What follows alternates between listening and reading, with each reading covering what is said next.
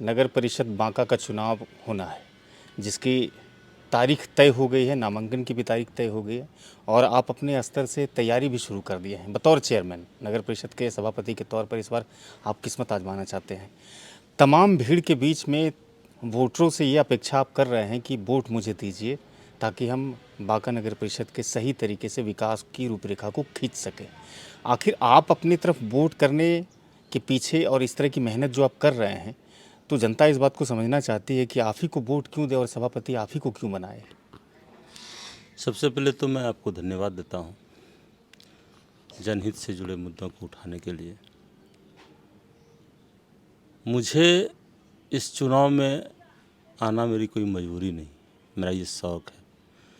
मैं अपने समाज को आगे लेकर जाना चाहता हूँ। मेरा जो सबसे पिछले सबसे निचले पायदान पर जो लोग खड़ा है, मैं उसे मुख्य धारा में लाना चाहता हूँ। मैं जब अपने राजनीतिक करियर में लोकसभा और विधानसभा के प्रत्याशियों के लिए वोट मांगने के लिए अपने समाज में जाता था, मैं जहाँ भी गया हूँ और जिनसे जो कहा है उसको मैंने पूरा किया है। उसका तत्काल उदाहरण है बांका प्रखंड का ही जस्ट नगर परिषद के बगल का एक गांव है जिसका नाम है कमलडी। कमलडी हम वोट मांगने गए थे, वहाँ सड़क नहीं थी और बरसात में मेरी गाड़ी फंस गई। मैंने उन्हें कहा था कि अगली बार अगर दीप है आपके यहाँ वोट मांगने आऊँगा तो आपके यहाँ सड़क पहले बना दूँगा तो वोट मांगने आऊँगा। आज वहाँ सड़क बना हुआ है। वही शौक़ और वही उम्मीद हमारा हर समय रहता है कि हम अपने जनता मालिक के विश्वास पर खरा उतरें। बांका नगर परिषद क्षेत्र के संवैधानिक पद पर बैठा जो व्यक्ति है, वो बांका नगर परिषद के मोहल्ले को भी गांव कहने में बेहिचक वो गांव कहते हैं कि हम गांव में, यानी कि नगर परिषद के क्षेत्र को गाँव कहते हैं। दुर्भाग्य है आप जिस संवैधानिक पद पर हैं, जनता मालिक के द्वारा चुना गया प्रतिनिधि आपको अपना प्रतिनिधि बनाया, बांका नगर परिषद के आप पहले व्यक्ति बने, आपके मुख से ऐसी बातें शोभा नहीं देती। एक जिम्मेदार पद पर बैठा हुआ व्यक्ति को कम से कम अपनी जिम्मेदारी का एहसास होना चाहिए। और सिर्फ एक नदी के किनारे में बसा हुआ गांव मसूरिया में वो कहते हैं कि ये गांव है, जबकि वो एक मोहल्ला है। वो बांका नगर परिषद का वार्ड नंबर 5 है। इससे बड़ा दुर्भाग्य और क्या होगा। बांका नगर परिषद का वो वार्ड जो सदियों से, जब से बांका नगर पालिका हुआ, फिर नगर पंचायत, नगर परिषद,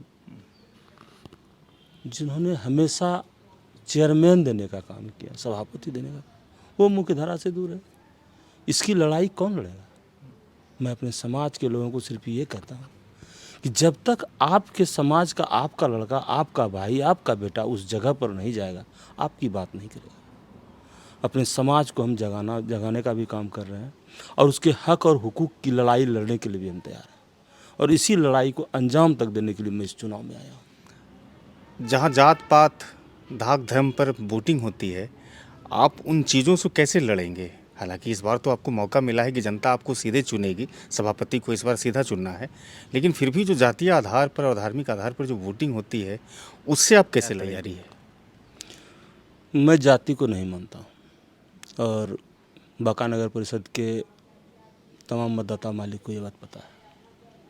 मैं उसमें विश्वास ही नहीं रखता। रहा धर्म का बात, तो मेरे लिए मानव सेवा से बड़ा कोई धर्म नहीं है। और ये आज हम चुनाव लड़ने आए हैं तो ऐसा नहीं। समाज के किसी भी व्यक्ति के पास आप जाइएगा, मेरे बारे में पूछिएगा, तो आपको इतना फीडबैक तो ज़रूर दे देगा। उसको जात से कोई मतलब नहीं है, किसी धार्मिक उन्माद में नहीं पड़ता और किसी धर्म का अवहेलना नहीं करता। मेरे लिए मानव है और मानव बराबर है।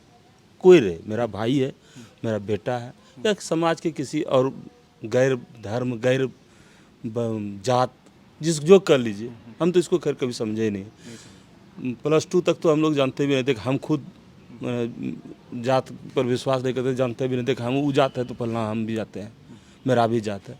ब्राह्मण के यहाँ भी हम बैठते हैं, हमको वही सम्मान मिला है। और भी जो है जितना जाति आप समझते हैं, हरिजन, मुसहर, जितना लोग आप कह सकते हैं जाति में भेद करते हैं, हमको किसी जाति से कोई प्रभाव नहीं पड़ता है, कोई फ़र्क नहीं पड़ता। हमारा संबंध लगभग सभी जाति में सभी जाते से है, संबंध है। आप कोई ऐसा कास्ट नहीं किया जिसमें हम आपको ये नहीं कहते हैं। आप बांका नगर परिषद क्षेत्र का एक मोहल्ला है जो महादलित का मोहल्ला है, वहाँ हमको सब मम्मी कहता है। यानी आप ये जात पात धर्म धर्म ये सब चीज़ें नहीं मानते हैं। अच्छा, फिलहाल जो बांका नगर परिषद का क्षेत्र है, यहाँ पर किस मुद्दे के साथ आप चुनावी मैदान में हैं और समस्या किस तरह की है नगर परिषद के क्षेत्र में? समस्या तो बहुत तेरे है, घनघोर समस्या है। रोटी कपड़ा और मकान के बाद शिक्षा और स्वास्थ्य, ये दो चीज़ को जोड़ा गया केंद्र सरकार से लेकर के राज्य सरकार तक। एक टोला है मानिकचक, जहाँ आज भी प्राथमिक विद्यालय नहीं है, उस टोले में आज भी प्राथमिक विद्यालय नहीं है। जबकि केंद्र सरकार और राज्य सरकार का बहुत सारा योजना है।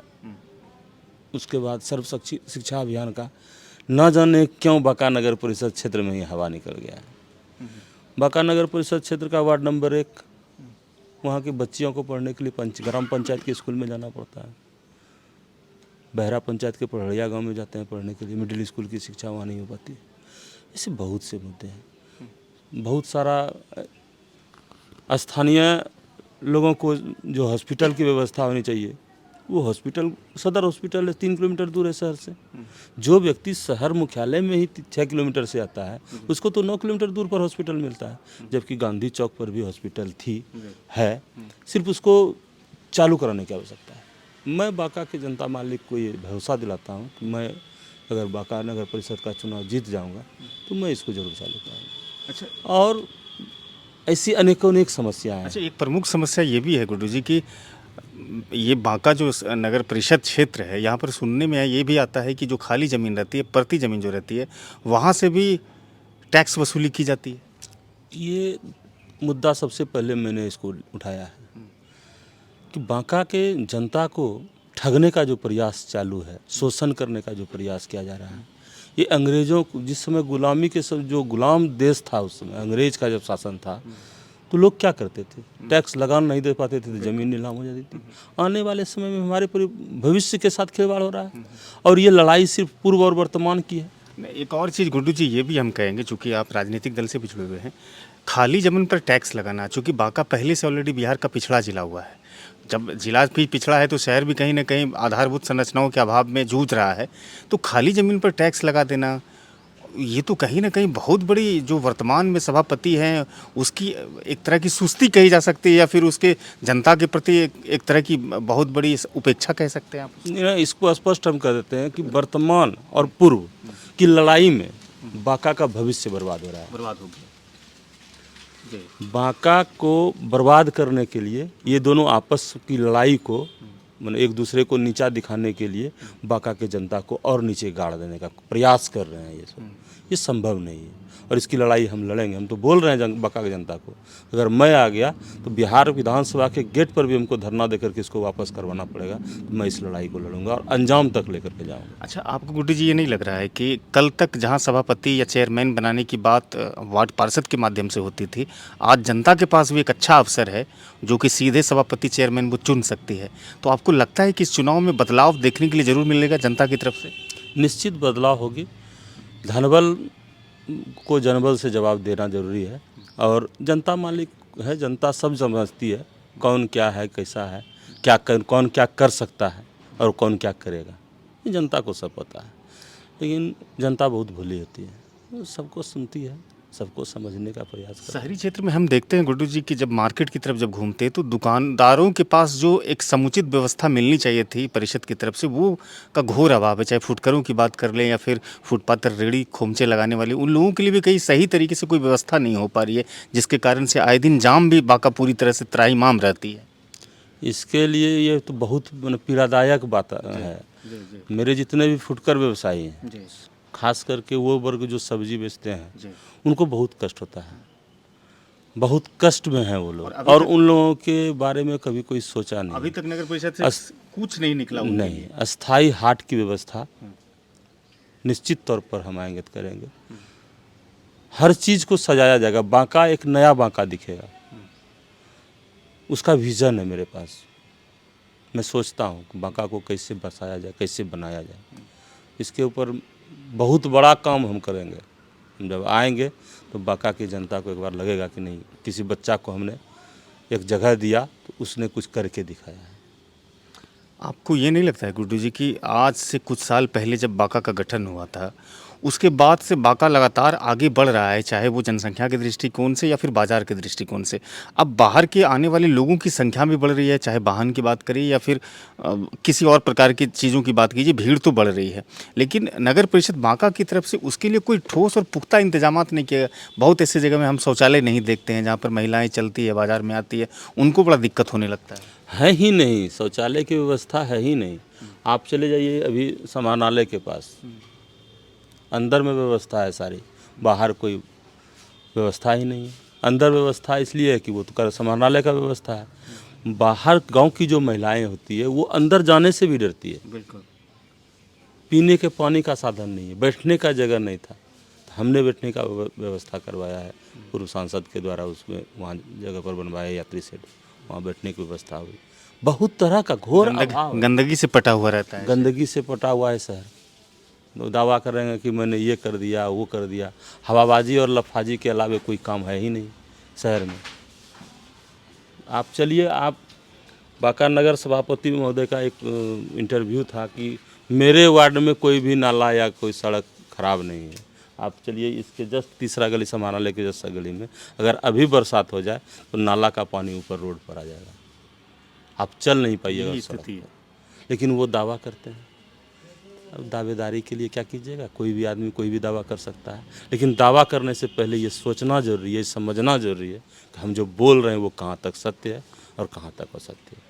हम बोल सकते हैं कि मेरे यहाँ विकास हुआ है, हम चैलेंज नहीं कर सकते कोई दिखा दे, ऐसा नहीं करना चाहिए। आपसे भी तो जनता कहेगी कि गुड्डू जी अभी भरोसा हम लोगों से दिला रहे हैं या वो दिलवा रहे हैं, उम्मीद कर रहे हैं, जीतने के बाद भी शायद ये सुस्त गाड़ी पकड़ लेंगे और फिर नगर परिषद बांका का विकास नहीं हो पाएगा। तो ऐसे सूरत में जनता को क्या भरोसा देंगे आप? मैं तो अभी सिर्फ बता ही सकता हूँ, कह ही सकता हूँ, और जितना सा मैंने किया है लोगों की नज़र में, मेरा कुछ कुछ काम किया हुआ है बांका नगर परिषद क्षेत्र के जनता मालिक के सामने, या उसके पास जितना सा काम हम किए हैं, लोगों में ये विश्वास तो है कि इसको जब कुछ नहीं, कोई पावर नहीं है, तो ये इतना काम कर सकता है। इसके हाथ में अगर भी कुछ ताकत मिलेगा तो ये क्या कर सकता है। ये समाज में आप जब जाइएगा तो फीडबैक आपको मिलेगा। तो कोरोना काल में भी जब सारा लोग सोया हुआ था तो मैं अकेला, कहाँ नहीं गए हैं सैनिटाइज़र, मास्क और चूड़ा चावल और सरसों तेल और हल्दी बांटने के लिए। लगातार मानव सेवा किया। मेरा ये शौक़ है, मानव सेवा कोई मजबूरी या कोई, मेरा शौक़ है, हमको अच्छा लगता है। हम अपना काम छोड़ करके एक महीना इलाज कराते हैं पटना में जाके दूसरे का। 1500 लोग का दिल्ली एम्स में हम इलाज कराएं। कोई क्या सोचेगा, ये सब करने की बात नहीं है। चलिए, ये राजनीति है, हम राजनीति और समाज सेवा में दोनों में अंतर है।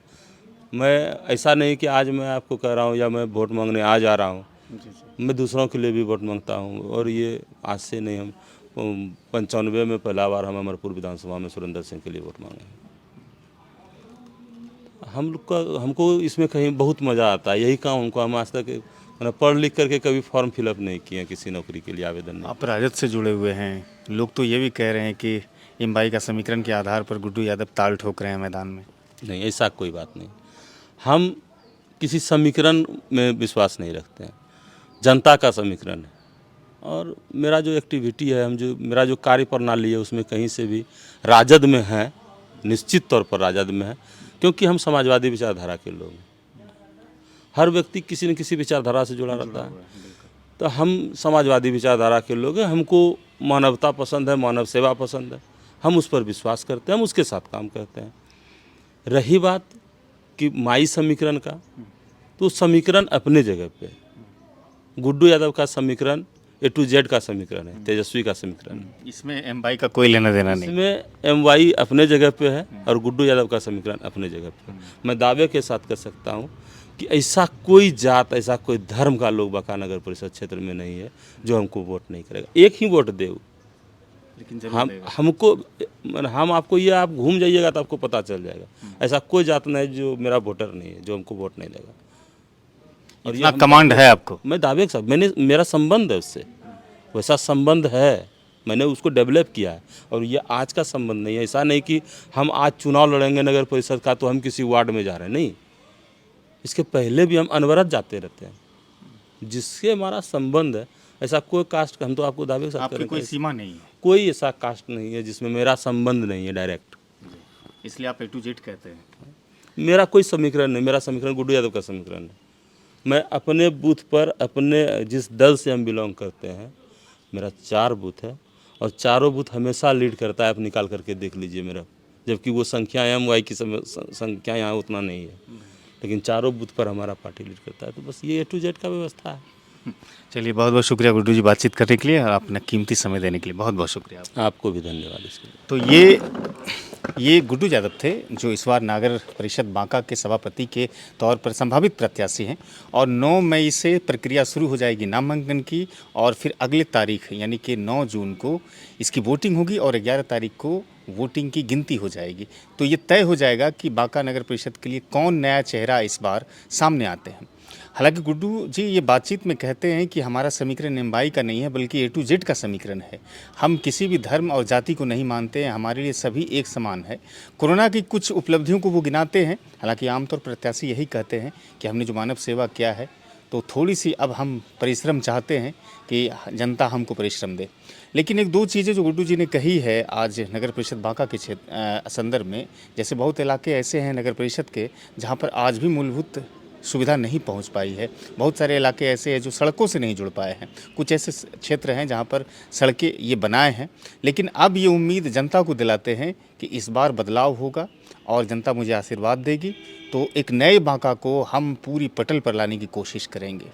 बातचीत कैसी लगी और आप गुड्डू यादव के विषय में क्या सोचते हैं और इसके चुनावी प्रक्रिया को लेकर क्या सोचते हैं, आप हमें कमेंट्स बॉक्स में ज़रूर अपने राय दे सकते हैं। फिलहाल ये बातचीत को हम ख़त्म करते हैं।